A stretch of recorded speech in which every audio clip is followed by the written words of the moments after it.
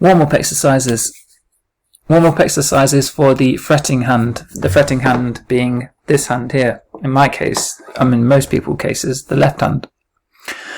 Why warm up? Well, just like a sports person would have to warm up, a musician should warm up too. The reason being, one, decrease the risk of you having a hand injury. And number two, better performing skills.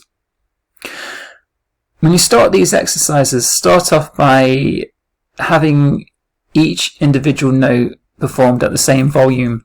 One note is not more important than the other. Once you start to find that less of a challenge, maybe move on to adding accents. Accents meaning making, in this case, one of the notes louder than the rest.